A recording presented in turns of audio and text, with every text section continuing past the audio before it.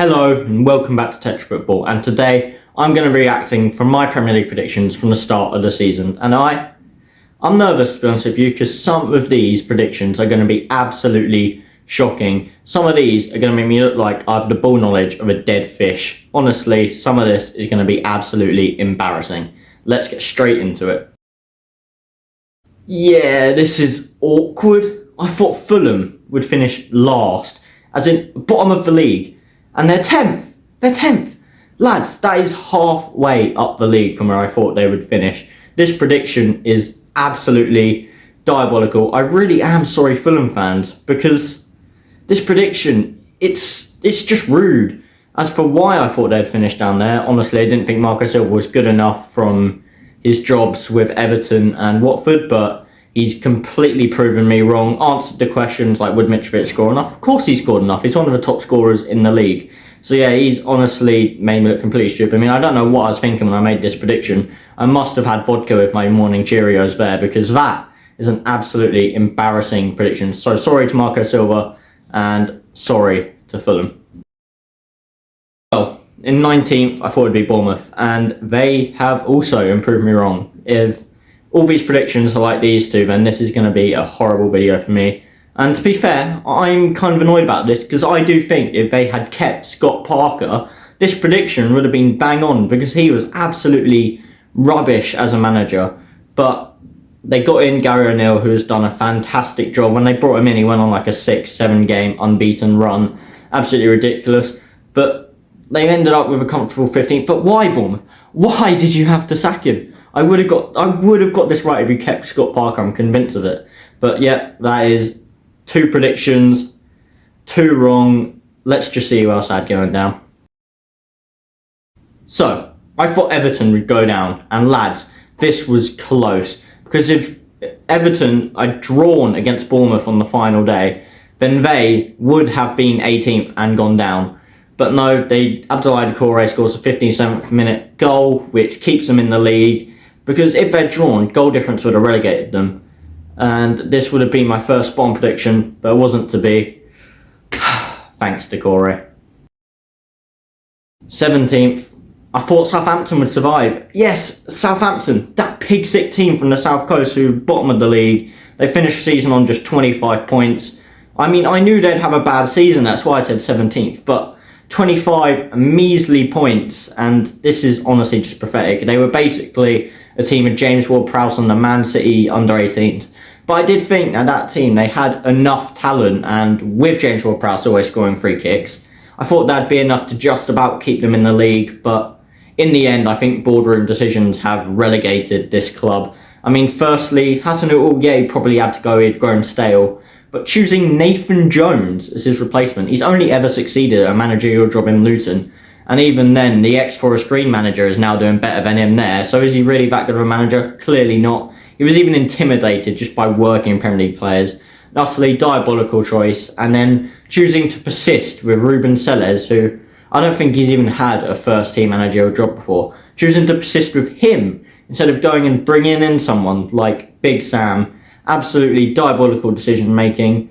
Like Nathan Jones, managerial buffoon. Ruben Selles, way too inexperienced. They needed someone to keep them up, and instead, Ruben Selles wasn't good enough. And I feel bad for Southampton fans, because boardroom decisions have relegated this club. This is embarrassing. I thought Brentford would finish 16th.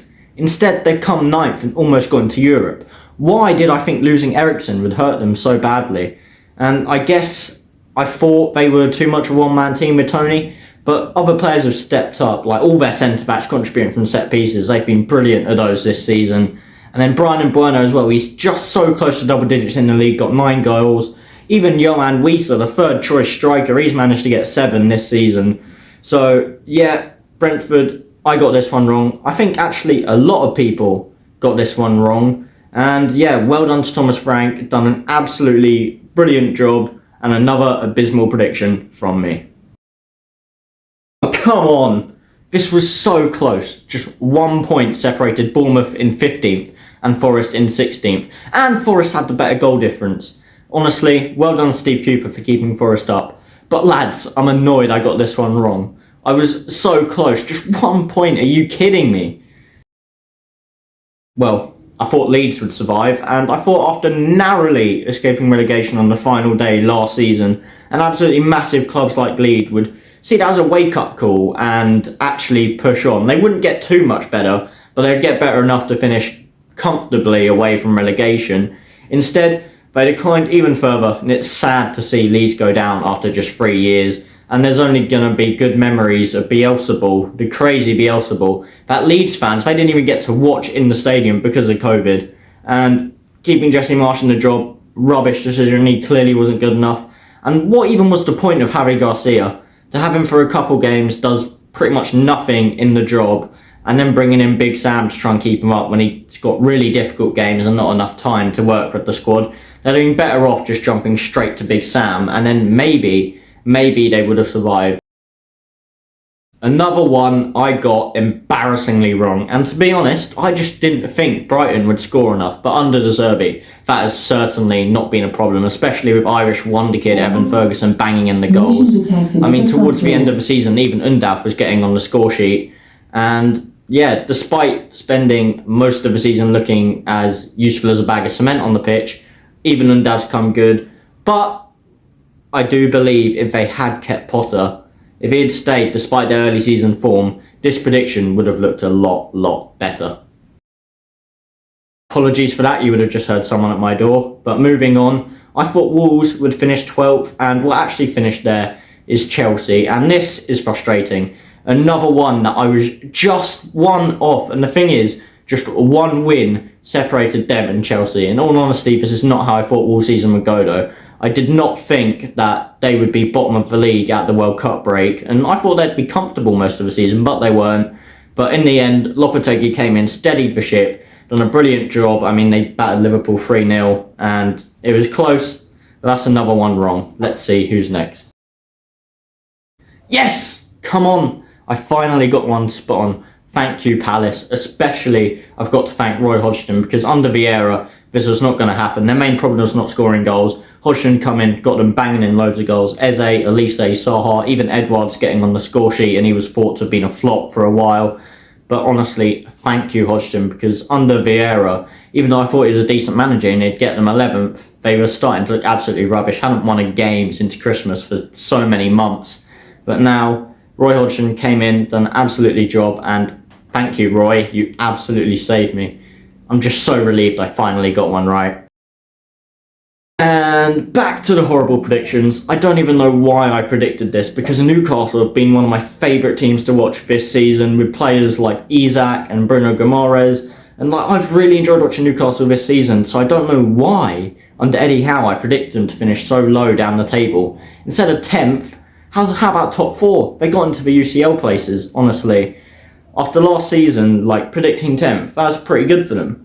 But compared to where they actually finished in this prediction, this was absolutely awful.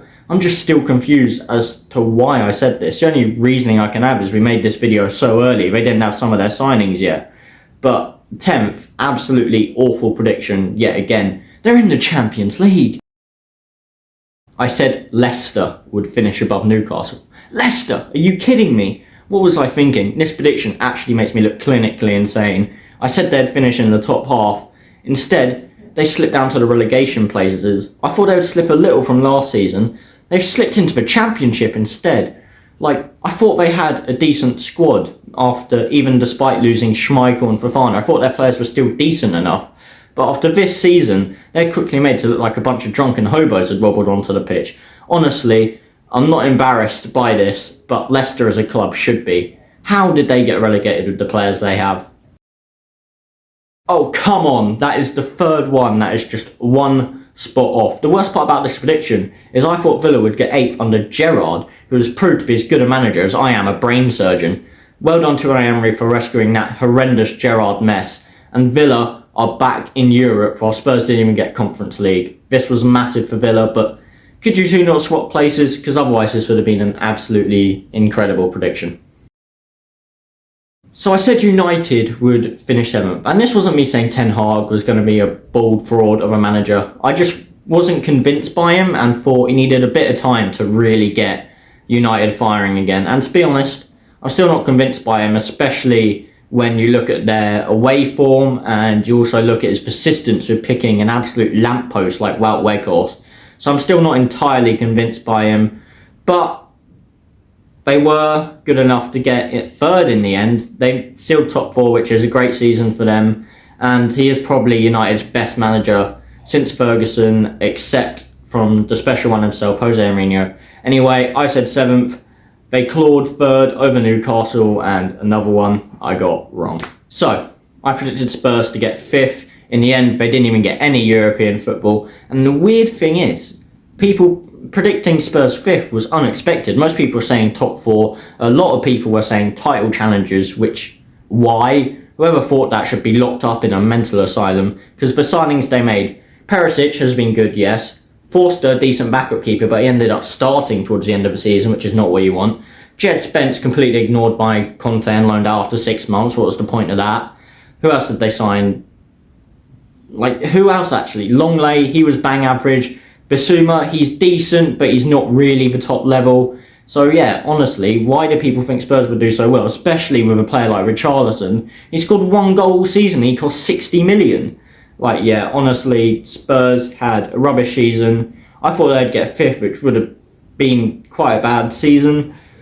But, yeah, I still got this one wrong, despite being one of few people not to predict Tottenham to get top 4. A little annoyed with that one.